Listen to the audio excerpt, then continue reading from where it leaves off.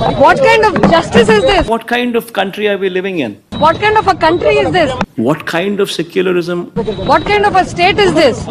What kind of a secular country are we living in? ఈ వీడియోలో చూశారు కదా వైఎస్ భారతి గారు జగన్మోహన్ రెడ్డి గారు ఎలా మాట్లాడుతా ఉన్నారు విన్నారు కదా ఒకసారి.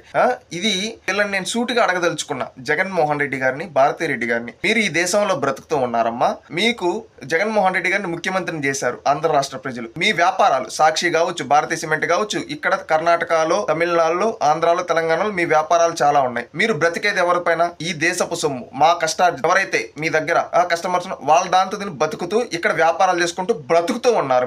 మీరు ఈ రోజు what kind of country is this అంటున్నారు. మాట్లాడడానికి ఎలా నోరొచ్చిందమ్మా? మీ కోపం ఉంటే ఎవరిపైన కోపాలు ఉన్నాయా? వాళ్ళని వ్యక్తిగతంగా మీరేమో తిట్టుకుంటారు, అది మీ యొక్క వ్యక్తిగతం. మీరు విమర్శలు చేసుకోండి. దేశాన్ని ఎందుకు లాగుతున్నారు? సూటిగా అడుగుతూ ఉన్నాం. మీరు బ్రతికేది ఈ దేశంలో, మళ్ళీ ఇతను వచ్చి సెక్యులరిజం ఇవేవో అంటున్నాడు. మీరు ముఖ్యమంత్రులుగా ఉండేటప్పుడు మీకు నచ్చినట్టుగా బతికినప్పుడు ప్రతిరోజు అలాగే బ్రతకాలి, మాకు నచ్చినట్టు ఉంటామంటే కుదరదు. దేశం అంటే కొన్ని రూల్స్ అండ్ రెగ్యులేషన్స్ ఉంటాయి. అందుకే what kind of country is this అంటున్నారు. ఏంటి ఎంత పెద్ద మాట అన్నారు? ఏంటమ్మా ఏమనుకుంటున్నారు మీరు?